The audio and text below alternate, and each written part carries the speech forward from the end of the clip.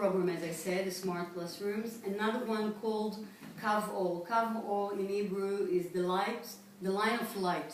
We are dealing with the 30 hospitals, general hospitals, and we have more than 120,000 students a year hospitalized, mostly in cancer and other departments. And what we did, we actually opened like little schools in the hospitals. It's really unique, and I don't think there's other programs similar in the world. And those students, while they're sleeping in hospital with their pajamas, you can see them in the morning still with all this chemo things, sitting there and actually participating in their lesson, an online lesson. They have Skype, they have their earphones, they have laptops, and they're, of course, joining the students in their class.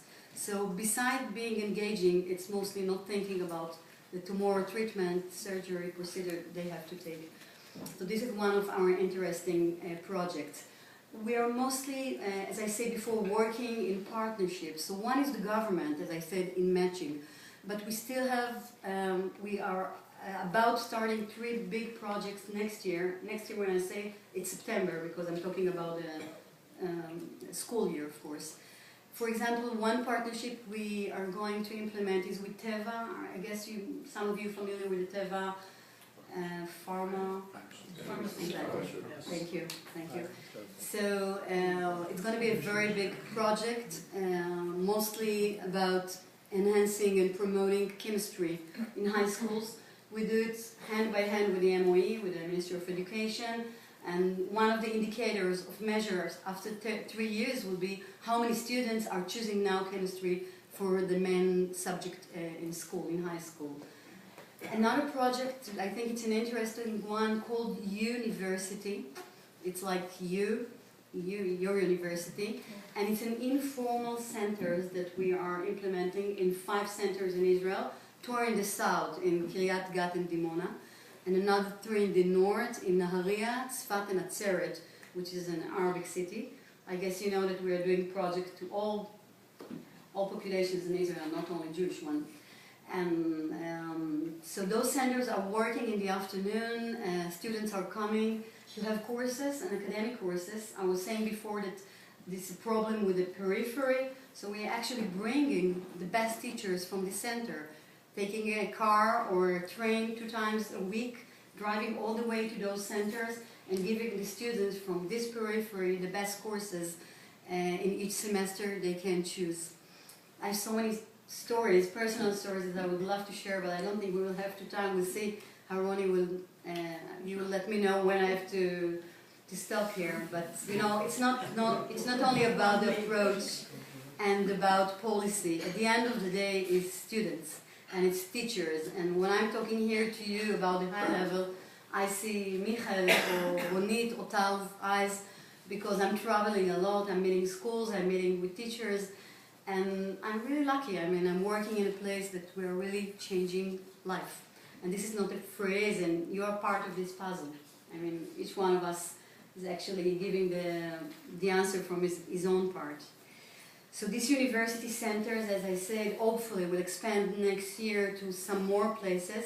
The interesting thing here is about working together, Arabs and Jewish, and some of them, and actually it's not maybe the main goal of World Org, but we're doing much more than science and technology. Those kids that are really learning together, studying together, will be our next generation. And we're allowing these meetings. And it's happening. It's a byproduct. It's just there. They're sitting together, they're learning, they're asking questions, and I think this is a great thing. The new projects we're implementing those days are much more innovative.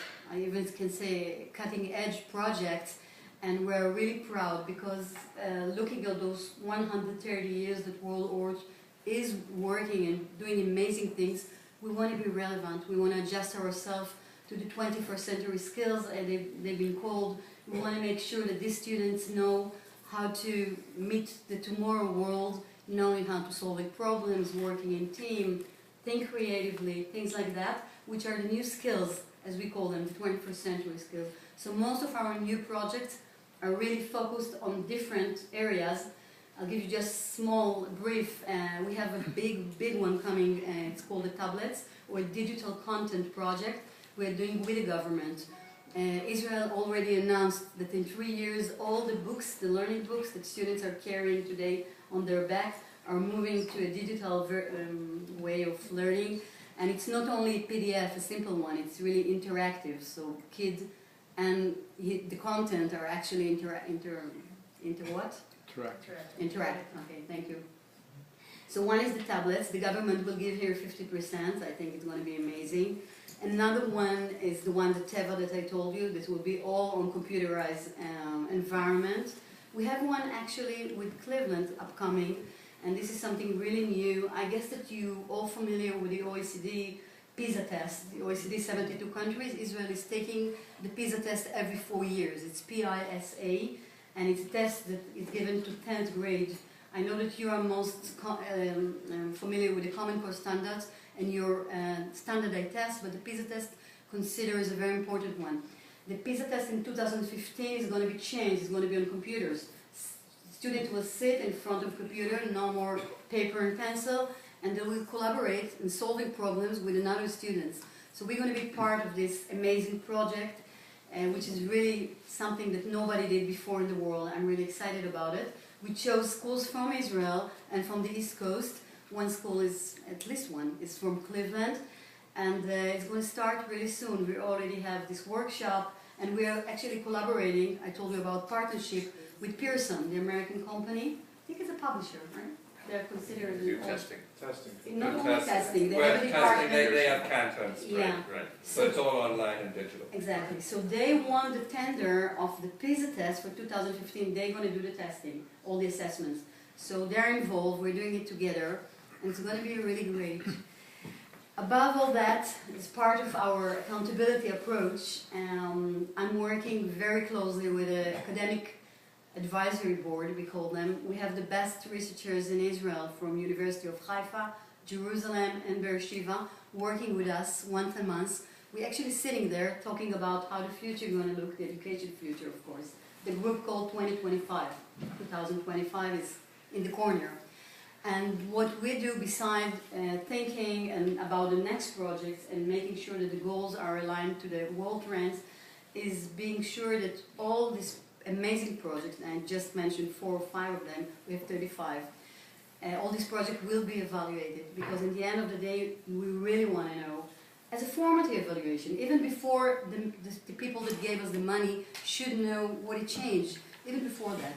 We want to know exactly, to do some fine-tuning and to make sure that all the projects are really implemented in a professional way. So, University of Haifa, Dr. Hagai Coopermans is the one that's actually leading this evaluation. And maybe next time I'll be here, Ronnie, hopefully. And I'll have also some statistics to share with you, but I think we're in the right way. So, I'll take a breath here. I'm a teacher, I can speak for hours. I'll be more than happy to hear questions, comments, clarifications.